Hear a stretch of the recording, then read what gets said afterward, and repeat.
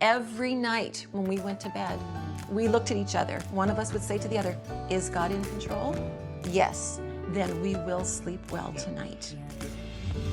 Well, we are in the kitchen with our kitchen couples. Always great to have Mike and Diane Clemens with us. All right. And Eric and Kara Maines. Yeah. And so I love that visual of the fault lines and earthquakes in marriage, and just trying to get an understanding that there could be some things under the surface, from the past that are still having tremors and aftershocks, and we need to figure out what's going on. We typically call that baggage that we bring into our marriage with us, unresolved issues from our past that really they're under the surface, and it just takes a little spark and then Trigger. It happens because every marriage has stories. We all have gone through hills and valleys, and it's as we resolve those things that we go through that we become stronger. But left unresolved, then that could really lead to more of a this instead of a blending together. But we all have stories, don't we? We all have stories.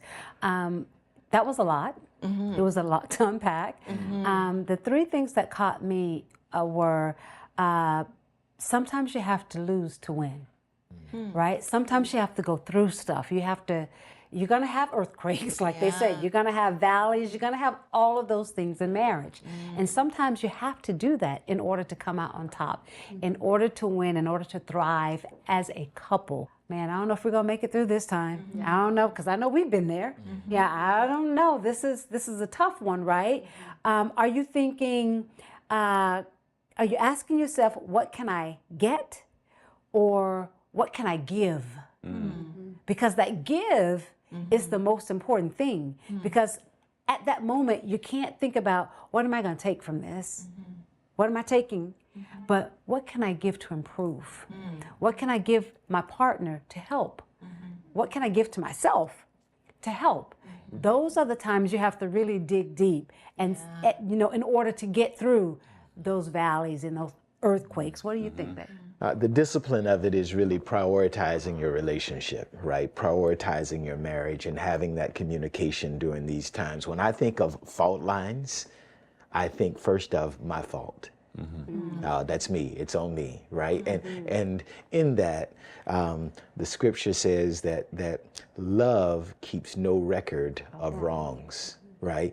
And if love keeps no record of wrongs, right, that means that if I am keeping this record, if I am holding these things back, right, then I'm wrong, right? And I need to figure out how to deal with it, right? That's not hers, it's mine. And I need to learn how to deal with that, how to work through that, right? And then come to her whole, so that we can then together be whole. No, it's so good. I remember in our first year of marriage, everybody says your first year of marriage is going to be like the best year of your marriage. Honeymoon period. The honeymoon period. And I remember we were still learning our roles in marriage. Like, what does it mean to be a wife? And we were young. And what does it mean to be a husband? Like 20, 21. Yeah, like just turned. We were babies. I look at kids those age now, and I was like, how'd you let us get married? We were little. Okay, I'll interrupt here. You know how we had to say okay to you guys getting married that young? Eric said to us, well, Mom, you were 20 when you married Dad. I said, okay, I didn't have an answer for that. I can't fight that. Well, during that time, we were looking at moving, and we were looking at where we should buy. And we found a house, and it was great. But I didn't feel like I had a say in it. I felt like Eric made the final decision. And him learning how to be a man in this relationship, he thought the man of the house was supposed to make these big decisions. And I felt like I wasn't heard. So in this new marriage, I'm like, my husband doesn't even listen to me. Like, he doesn't even take my opinion. He's just gonna make the decision. And from there on out, we moved into this house. We love this house, honestly, but every single time we fought, I brought that up. Wow. Well, this is your house. You picked this house. Right. And I used it as a tool to help get my way in arguments. Right. Like, even if the argument didn't have to do with that at all. I just brought it up because it was trauma and these fault lines that were continuing in our marriage. And I had to take a step back and I had to forgive Eric because we were babies and we were trying to figure out our roles. And he didn't even mean anything by it. Right. He was just trying to be what he thought the man of the house did. And so taking a step back and so that we could move together.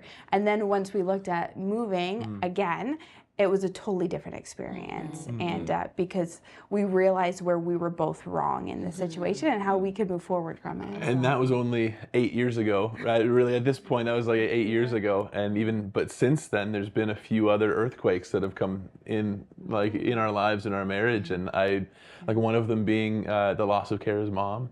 And me trying to figure out how to be a husband during that is I really had to come to a point where am I being a spectator of this, or can I be a stronghold here? And so I had to move from that, because in the beginning I was, and I caught it. I was just like, Eric, what do? You're just like spectating her going through all this pain. Like, how can you? I had to choose to become a stronghold for her and be with her in that. And so it's really be intentional. Earthquakes happen.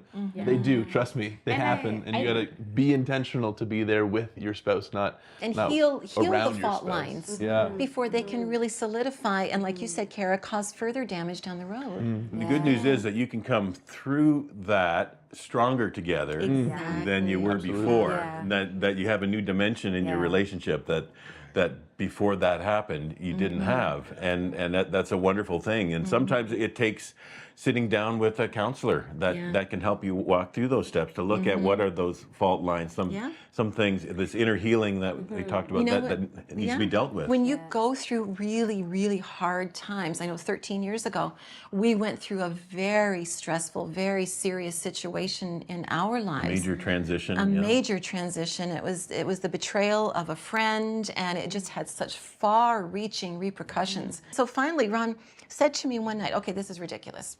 He said, is God in control?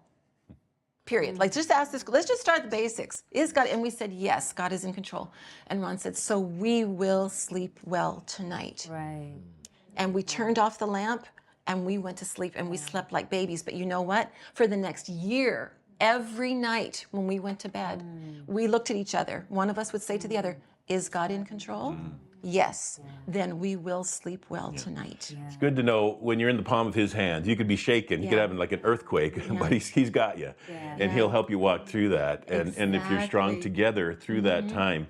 And during that time, we did see a counselor. We saw two different people, one more on a pastoral level and one more in a psychology.